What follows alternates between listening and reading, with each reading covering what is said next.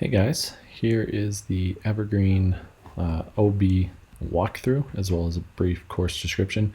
I haven't got the fly-throughs done yet, so we're just going to be looking at the T-sign maps.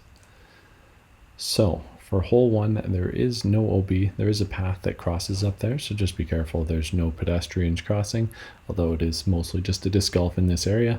Hole 1, par 3, 310 feet, up about 5 feet. There's two lines. You can either go straight down the tighter left gap, or you can swing it wide in the right gap. Moving into hole 2, this is a steep drop down. It's a par 3, 220 feet down 35 feet. Very tight tunnel. There is kind of a forehand line if you do look for it, but judging on the wind on the day, there is a straight line through the gap to the basket, and there's no OB. All right, hole 3, it's a par 4, 625 feet, only up about 3 feet or so. So from the drive, you've got a short mid-range with a left finish there. The landing zone is crucial as this gap going down is tight with danger on the left, danger on the right. There is OB if you somehow punch through to the road long, but other than that, there is no OB other than the natural rough. All right, hole 4, another par 4, 320 feet, no elevation change. This one is in the woods. You've got low ceiling, tight gaps. You're just trying to punch it through to a landing zone that's, 250 feet for a short approach. But getting there is the challenge, and that's why this short par 4 is still an unlikely birdie. There's no OB on this hole.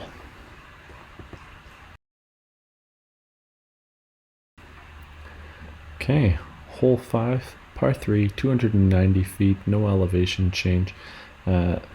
This is another tightly wooded tunnel where there's really only one line that is straight.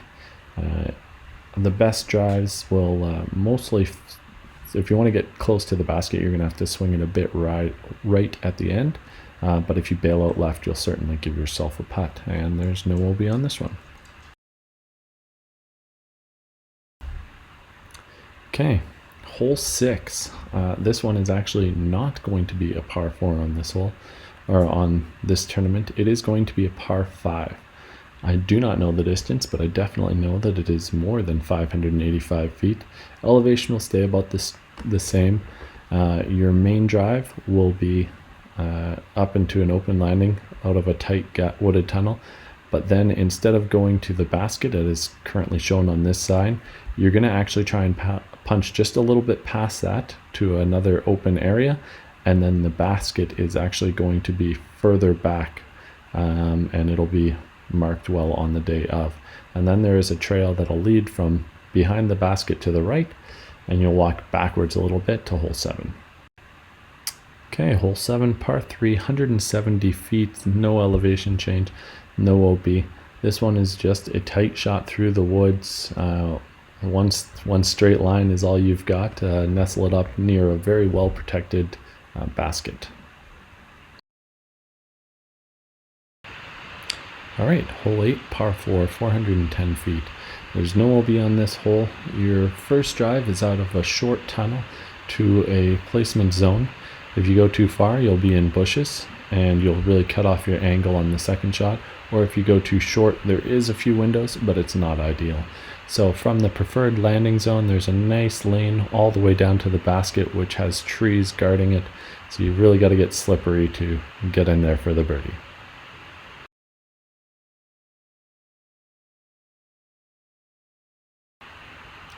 Okay, hole 9, par 4, 580 feet, up 10 feet.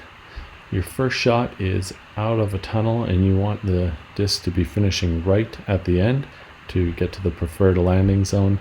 The second shot will have to battle a tight fairway with a couple of trees pinching down the left to right.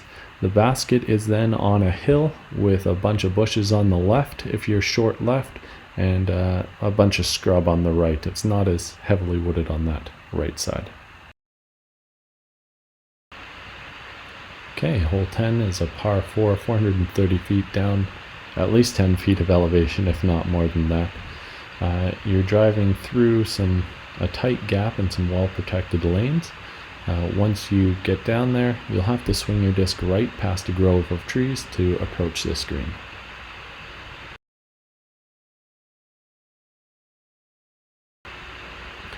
Alright, hole 11, par 3, 340 feet, not much elevation change.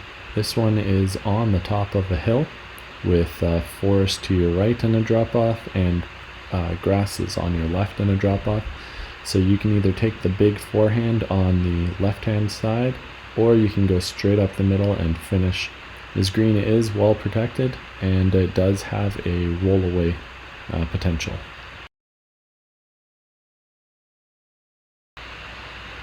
Alright, hole 12 is a par 4, 490 feet, down 30 feet of elevation. You're throwing off a high ledge through a tree stand, and there is OB on this hole now to the left. There will be flags denoting it. The line on the map there is not necessarily accurate because this is just for this tournament and we're just trying it out. So take a look from the hilltop and make sure you're throwing in bounds. Good luck.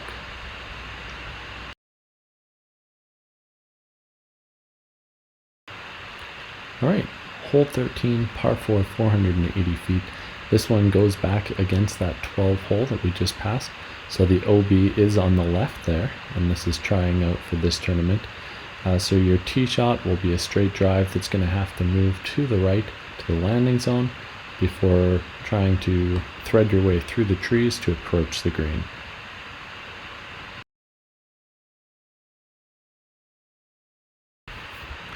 Alright, hole 14, par 3, 275 feet, up 20 feet here. So as you're throwing, it's decently open off the tee. You're going to have to miss a few trees on your way, about 75 feet out from the tee there. And the basket is perched up on a hill with brush short and left of the basket.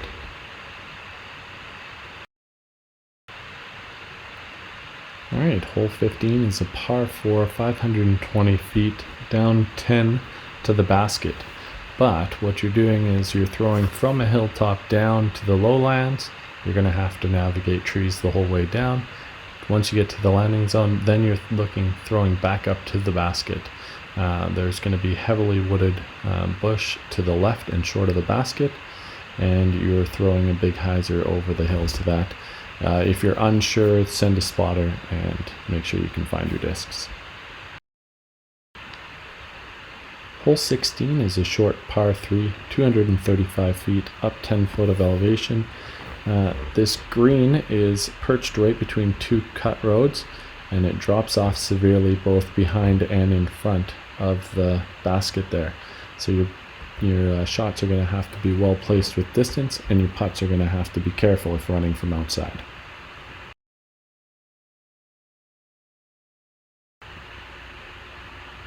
Okay, hole 17, par 3, 365 feet, up 5 foot of elevation.